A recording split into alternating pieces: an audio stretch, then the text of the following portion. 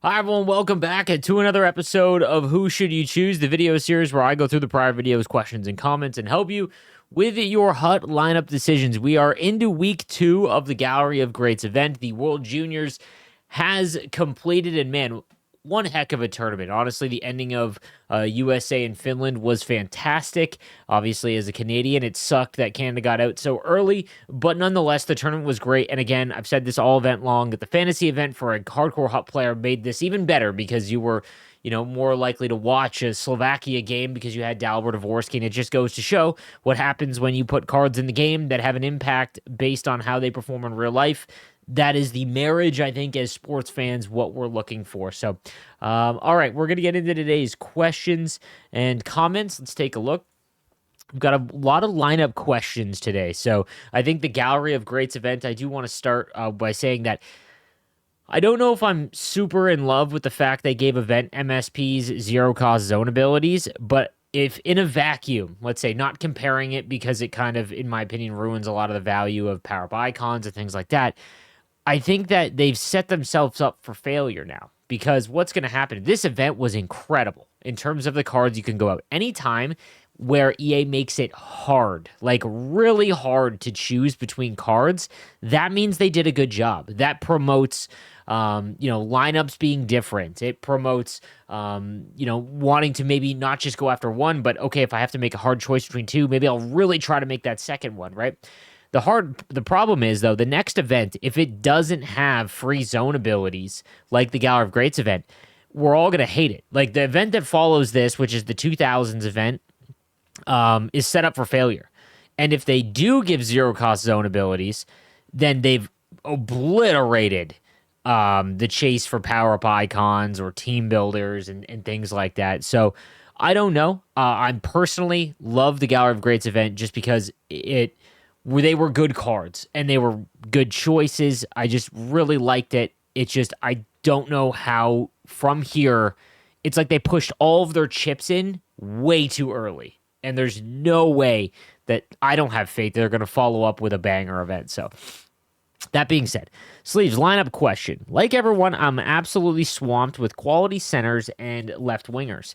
Right or left, I'm assuming left-handed wingers.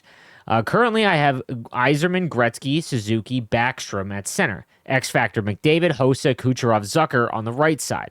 I pulled an untradeable 66 Gallery of Greats and will undoubtedly have enough collectibles to make another Gallery of Greats before the event is over.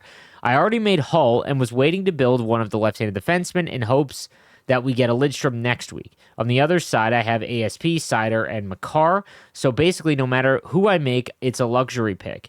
I could make Hasek for the future Wings theme team, but honestly, Costa seems far better. Sakic looks crazy, and another 99 faceoff guy, Messier, could hold value later on too. Or do I make an upgrade on defense? Who should I choose? So I can't see who your left-handed defensemen are, but if you watch my rankings video, like if you really like Makar, you could probably grab Coffee. I've loved Ray Bork. I love Gold Heatseeker with 99 wrist shot power and accuracy. It's hilarious. You've already got Brett Hull, who in my opinion is the most fun card from this event. The best card, if it's a luxury pick, is Sakic. The best card from this event right now is Joe Sakic. I think that he loses value as the year goes along because his abilities aren't all that great, and that's the major advantage of cards from this event. So gold, for example, Yzerman with gold quick draw, you could use him all year. You could literally set it and forget it. He offers something that 99 overall cards will offer, right? Sakic, I think he's a better winger, but because he has such high face-off rating, he should be a center, but he's not the best center. It's a very I did a best cards at each position video, and it was very it was hard to rank Sakic. I in a vacuum think that he's the best card right now from the event, so I'd probably go with him in your situation. But then in terms of your left-handed wingers, you get rid of. I would make Coffee or Bork. I hope. Who should I choose? I hope you guys had an awesome Christmas and New Year's. Keep up the great work. I appreciate that, man. Hope you did as well. Sleeves, question. What should I do? I need a right-handed winger, but I definitely see some upgrades cards from Jabo. Okay, so if Jabo is your number one left-handed defenseman, I would make Bork or Coffee. Again, I would go into wild card and draft a team and see if you can try out both of them. They were two of my options. I don't know if the draft is the same for everyone, but they were two of my options, and I just picked them both, even though that they were both left-handed defensemen.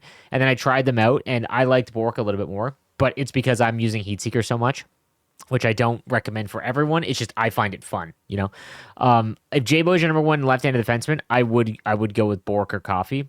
If you need a right-handed winger, Brett Hull, like I said, his shot is automatic, guys. It doesn't take a rocket scientist. You literally just flick up, and it's crazy.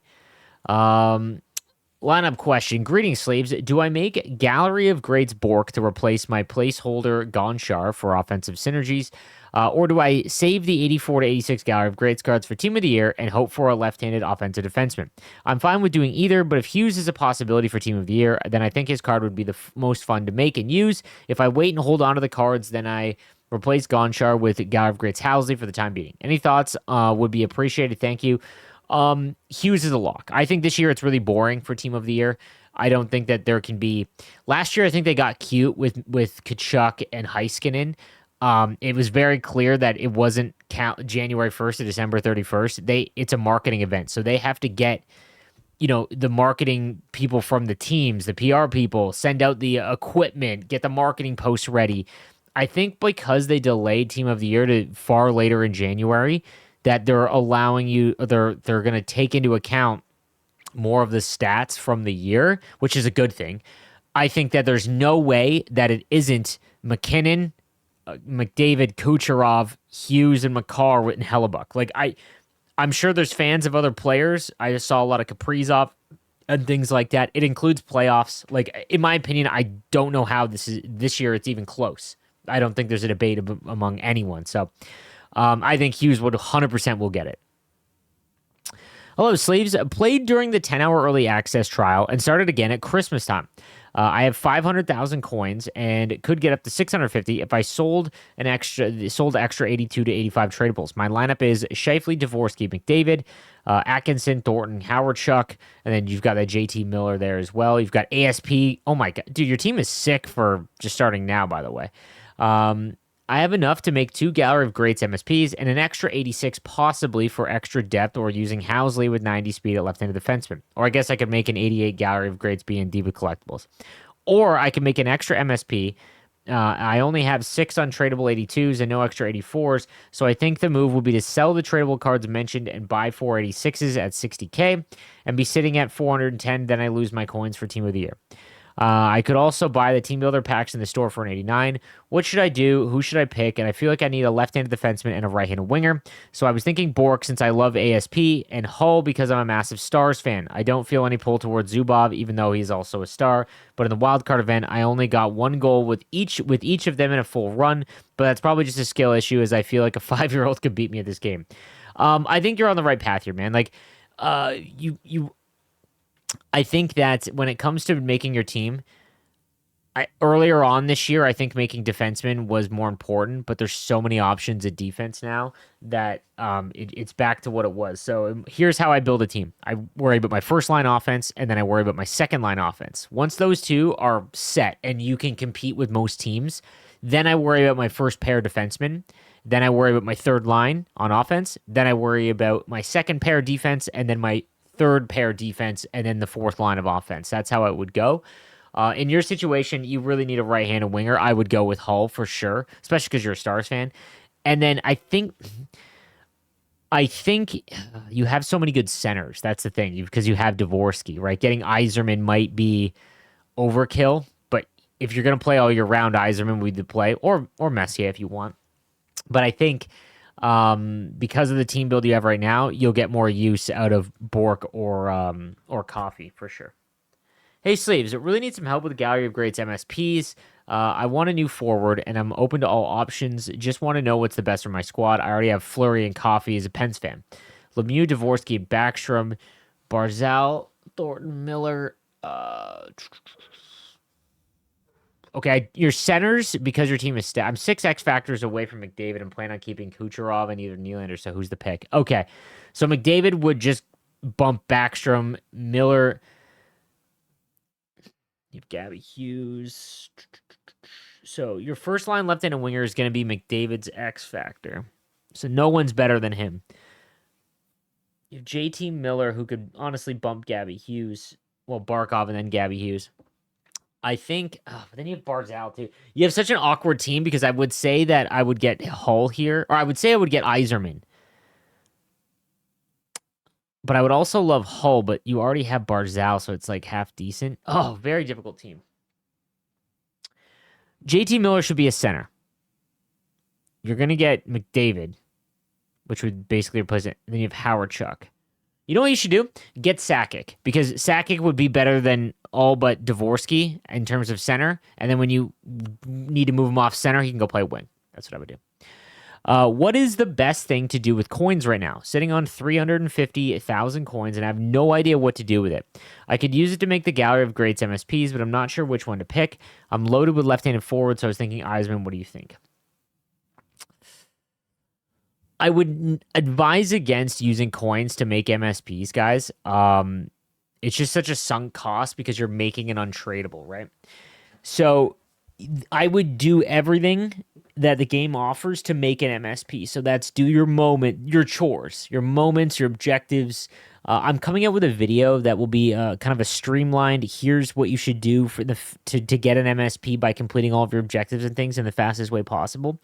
It's just taking me a little bit longer because it's hard to keep up with. But that being said, I'm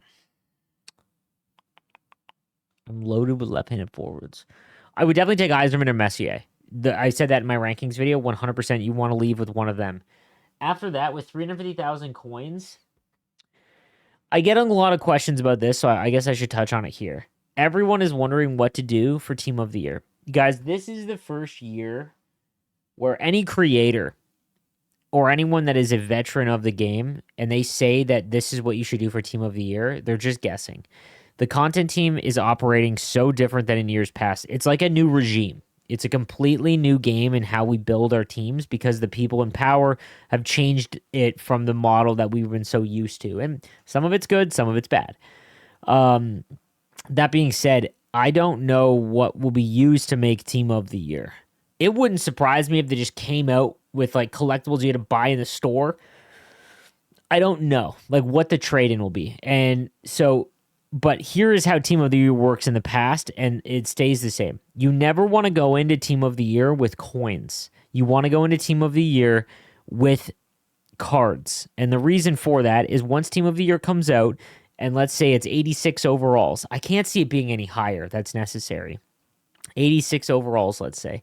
What'll happen is 86 overalls will spike in price because they're absolutely necessary. Everyone's trying to make them. So you would then, if you had, let's say you had 1 million coins, right?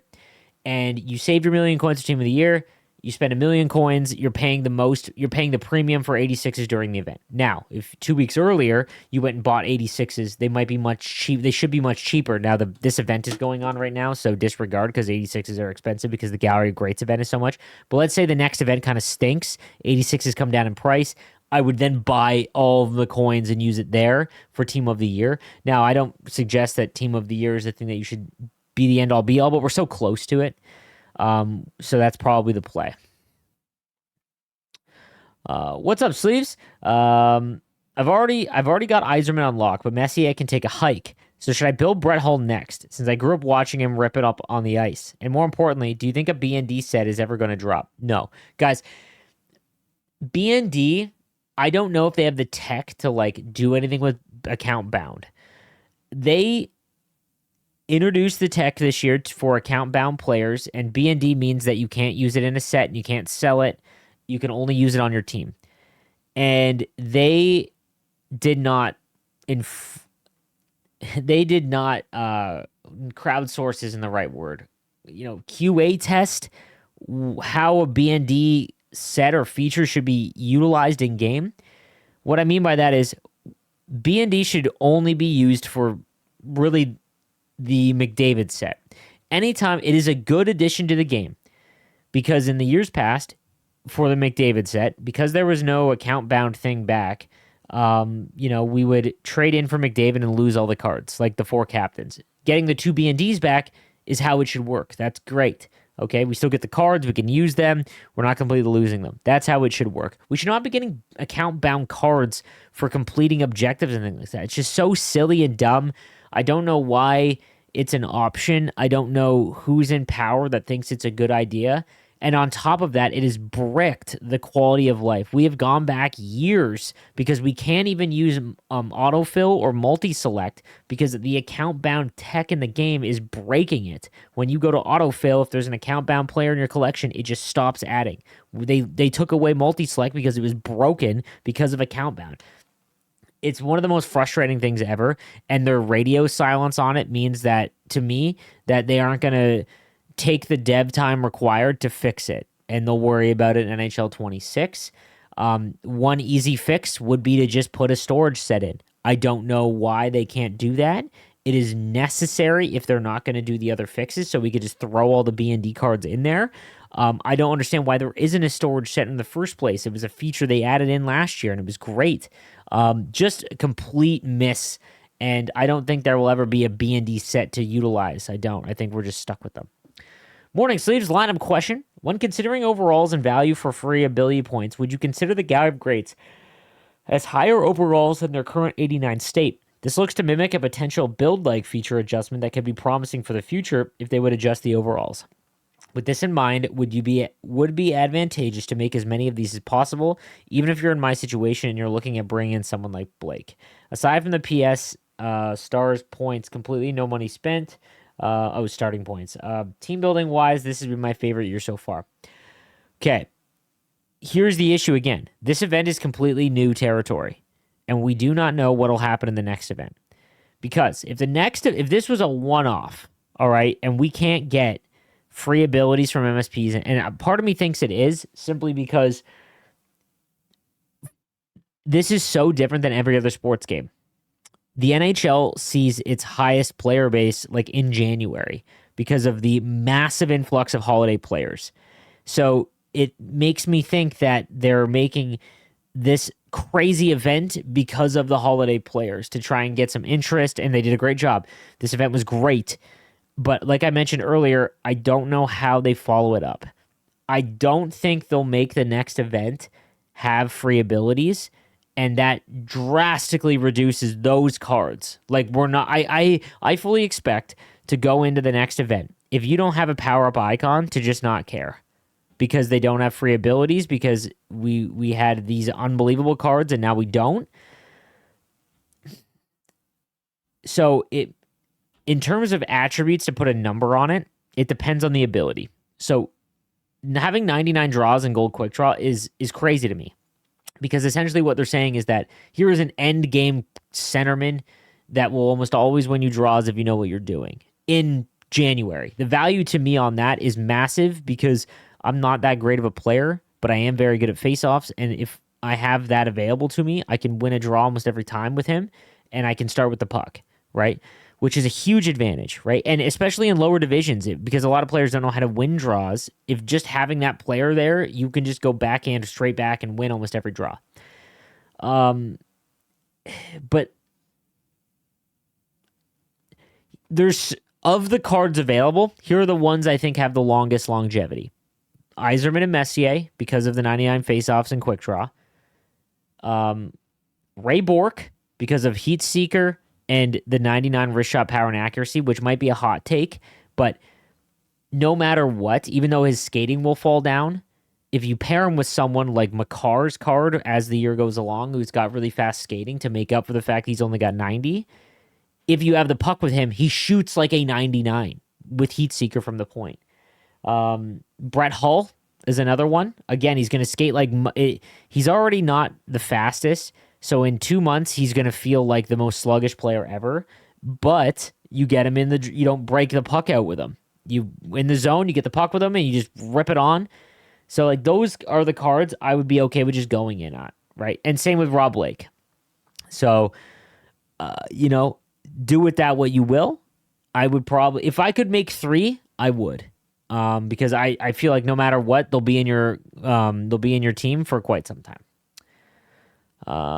So I got 2 B&D Busiks, one each week of the Gallup Grades event. I think both were earned after completing the moments. I get the chance of rolling the dice on random cards, but this happened to me with the PTN Hansen. So now I'm stuck with them until NHL 26. What the heck, EA? Love your post. Highlight of my day, especially at work. Keep it up. Thank you, man. Again, I talked about this. B&D's got to go in the way that they're utilizing it. EA, if you're listening, please just put the storage set back in.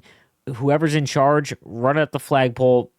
Take the dev time to really save the quality of life of this game if you're not going to get away from B&D cards.